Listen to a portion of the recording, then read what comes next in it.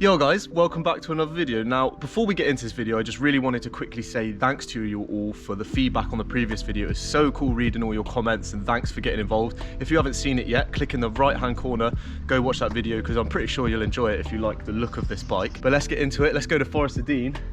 Let's get muddy. So following on from my previous video, which was a bike check of my brand new custom built Propain Spindrift 2021, I've come over to Forest of Dean and I'm going to have my first proper ride on this bike. Now, I did go to Windhill a couple days ago to film it, but the weather was awful and I forgot to fit a mudguard. So I fitted the standard plastic RockShox mudguard to the front of my Zebs, and hopefully, it is raining now, but hopefully that mudguard will stop the rubbish going all over the lens. As you can see, the footage from Windhill was terrible. First gap jump on the big bike.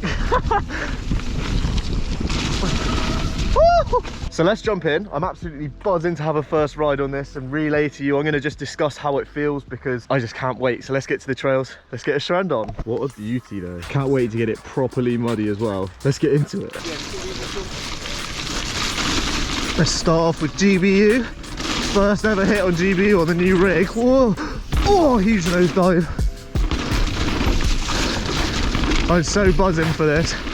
Hopefully the water doesn't go all over the GoPro.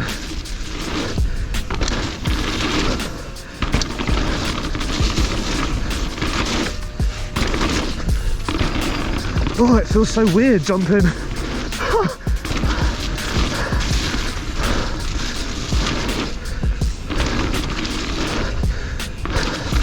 It's definitely maintaining speed through this bit a lot better as well. I'm not needing to pedal. Super chill.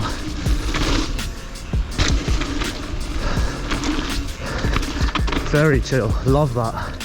If you're watching this video and you're not yet subscribed to my channel, consider hitting that subscribe button. I've got loads of content that I'm sure you'll like, whether you're interested in the 2021 Propain Spindrift, other Propain bikes, trail building, downhill, free ride, jumps, all of that stuff. I'm sure I've got something that you'll enjoy, and it means the world to me when you do hit the subscribe. It helps out more than you would know. So let's get back to the shredding for now, but you should let me know in the comments below what your dream bike is. This is my dream bike. What is yours below? Let's go.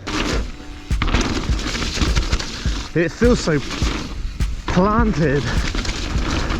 It's trying to just leave me behind. Whoa, it's eating it up. Oh my God, that was so sick. So that was the first ever hit at Forest of Dean that I've done on this bike. And on that first table, I don't know if you could see, but I nosedived really bad. So what I've done is I've taken back 2 clicks of rebound so the back will be less kicky, and I always do 2 because then you can modulate by going forward 1, if that makes sense. So let's see how it rides now. Gonna go do some tech now. Try and do some tech. This is the top of Sheep Skull. Oh, it's flying. Whew. Oh my God.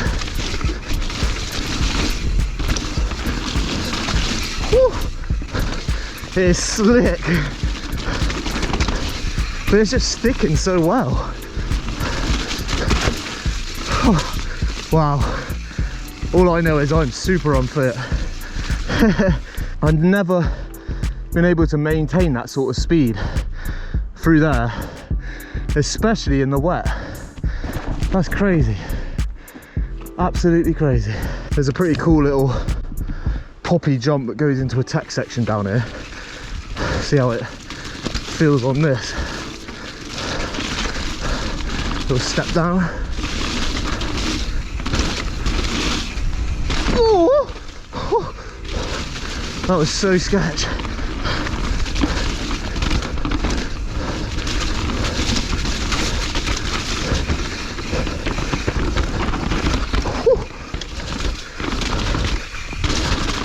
Oh my God, that was so sketchy. I'm gonna have a really quick go at that rooty section again, just because you can probably see it in the footage where I tapped the brakes and the back wheel skipped out. It's a grueling bit, to be fair. Maybe just take it a little slower. That's better.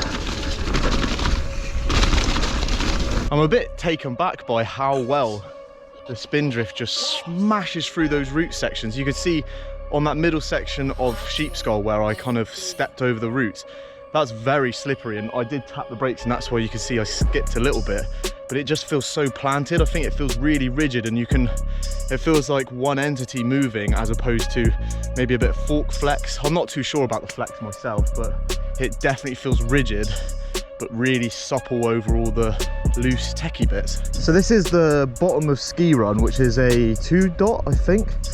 I'm just really interested to see how it feels on this rocky, choppy descent here, because before on my old bike I would almost get stuck in between the little holes in the rocks. So I'm really interested to see not only that, but how the forks feel, because I imagine a lot of it was to do with the flexing of the fork, because I've heard that these are a lot stiffer. So the bike definitely feels more planted though, as we might have to do this top section as well.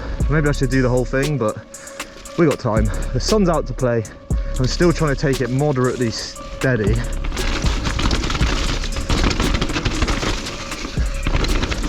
Just eating it up.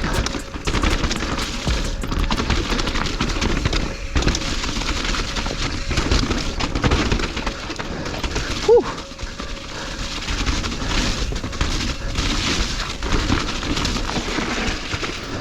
Conditions, bro.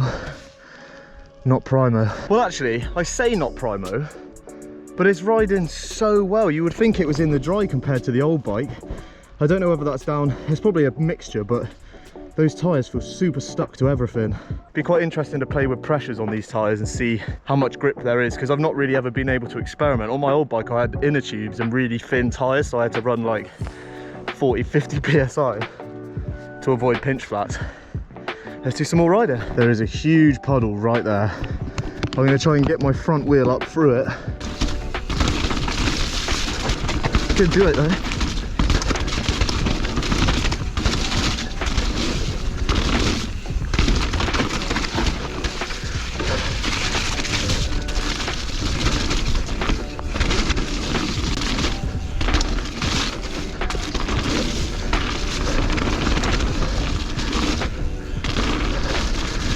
Feels so good.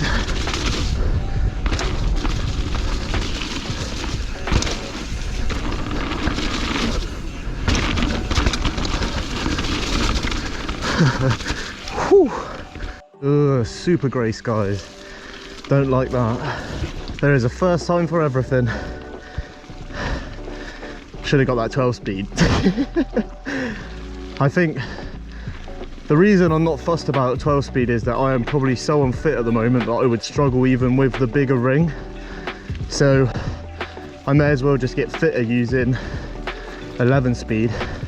Plus I couldn't afford it anyway, so this is where we're at. It's better than the 9 speed I had on the Voltage.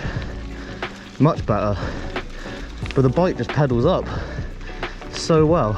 As I mentioned in the bike check, the reason that I went for a bike like this is because I was a bit unsure about whether I wanted a full-on downhill bike or if I wanted an enduro bike, and this is like the perfect balance between the two. You got 190 front travel and 190mm rear travel, and that to me is like a really good balance, because my old bike was 190 rear, 180 front, which is a bit odd, but it just did not pedal well, whereas this, I've just pedaled up, which is revolutionary to me. When do I ever pedal up? And the whole point is I want to start getting fit, because the pedal up obviously helps you with the downs once you do it enough, and it just pedals so well. You don't get any suspension bob, anything like that. It's such a good pedaler. Who is this guy pedaling up? What a rig. So now it's time for a personal favourite, Sheepskull. This is the trail that I crashed into a little Christmas tree on. Let's get it. I'm going to just go nice and steady, because I don't really know how this bike reacts to chop. Whoa, it just flies. Oh, I almost lost it then. I think I need to let some pressure out of the tyres. Yep, definitely let some pressure out the front. That was wild. It's good because I know the trail really well, but just don't know the bike very well. Wow, it's crazy how just doesn't really get stopped by the bumps, but it feels so stiff. Oh, huge puddle, lovely. Definitely just going steady, especially in the wet. Ooh. God, these conditions.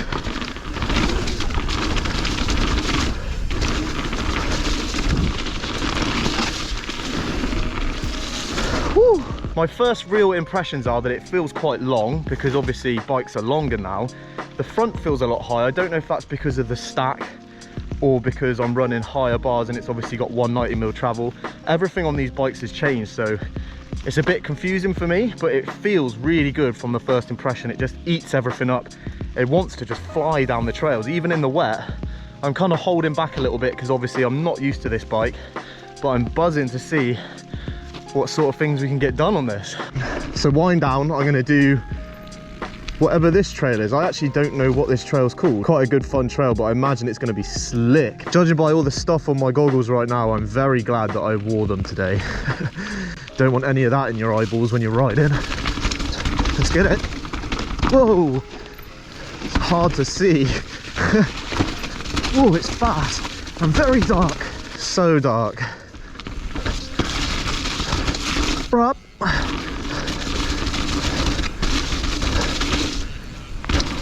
Into the little road gap.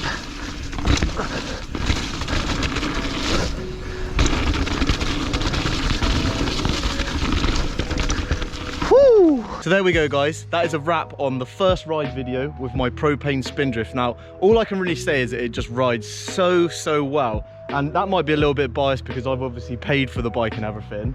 But I can't believe how well it eats up all of the trails so well. I feel a little sketchy on some of the jumps, and I think that's just because the bike is so much longer than my old one. But first impressions are so good. It's absolutely planted. It feels really rigid, which is what I was expecting from the 38mm Zebs on the front. Obviously they're running 190. That travel just eats everything. I just can't wait to do more stuff on this. It's a bit of a shame about the weather today, and hopefully the footage wasn't terrible because of that mud guard. I'm definitely going to get another one, so let me know in the comments below which one I should get. I'm really stoked on how well it pedals up. I thought that it was a bit of a marketing gimmick to get people to buy a bike that has more travel, but I'm actually blown away by how well it does pedal up. And that is something I'm going to be doing a lot more on this channel. I want to do some more enduro style rides, so if you want to see them, hit the subscribe button. If you want to see more videos from me, I have tons of videos. I've been going for over a year now, so check out my videos. Let me know what you think.